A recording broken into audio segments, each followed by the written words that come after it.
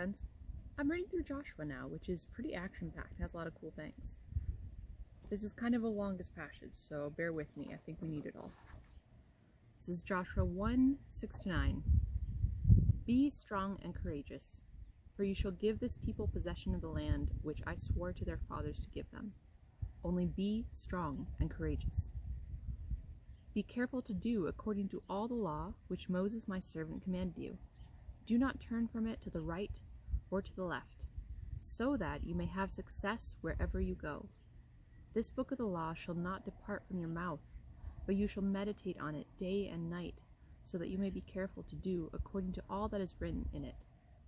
For then you will make your way prosperous, and then you will have success. Have I not commanded you? Be strong and courageous. Do not tremble or be dismayed, for the Lord your God is with you wherever you go.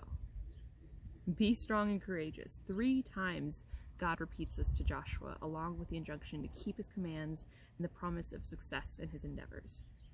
So this is coming right after Moses died, and Joshua succeeds him as the leader of the people of Israel, and now they're ready to take the promised land after 40 years wandering in the desert.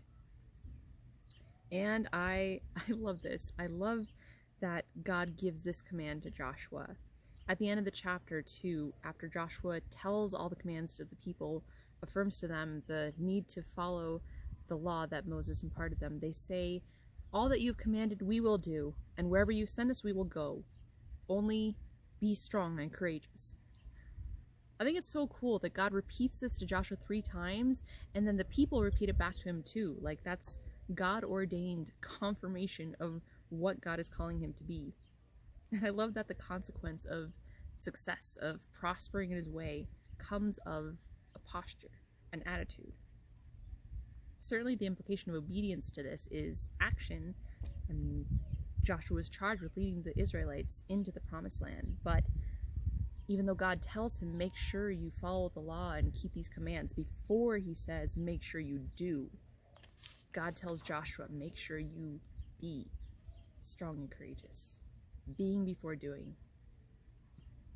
And obedience to the law is something that flows from that. Faith before works. Like, keeping the commands is the thing that will require courage and strength. To meditate on God's word, his promises, to keep them in mind and not depart from them, will require being strong and courageous. It makes me wonder too about the character of Joshua. Like, God would repeat this to him 3 times and then have the people affirm it to him. See, I don't think it's that Joshua was timid. I don't think that he was inclined to be the opposite of strong and courageous. You look back at when the Israelites first arrived at the edge of the promised land. Joshua was one of the 12 spies sent in to scope out the land, and he and Caleb were the only ones willing to go in and take what God had promised them. Everyone else was too afraid of all the giants living in the land. But then after that, he spent his adult life by the side of Moses. You know, the tongue-tied, self-proclaimed humblest of all men. I have to imagine Joshua probably felt a lot of pressure to imitate Moses, to live up to his example of leadership and faithfulness to God. This is just my speculation, but it seems to me like God is affirming the specific way he called Joshua to be. I mean, you look at Moses, and the times where he was at fault, the times where he failed, seem to have come out of that very timidity, that fear of people. It made him sometimes reactionary. That's not to diminish Moses in any way. God did amazing things through him, and he definitely was an incredible person. And God promises to be with Joshua and lead him, just like he did Moses.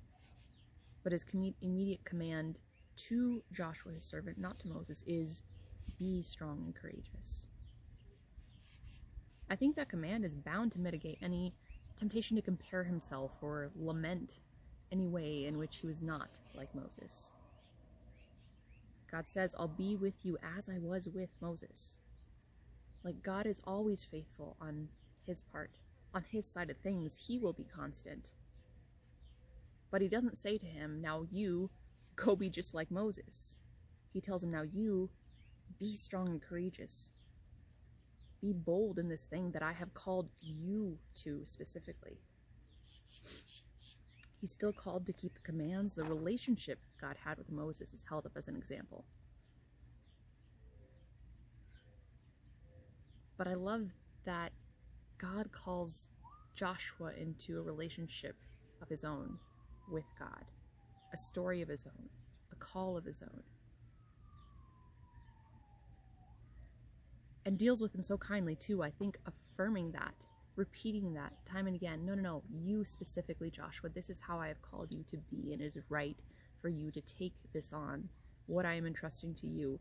Be strong and courageous, and go in peace and walk in love.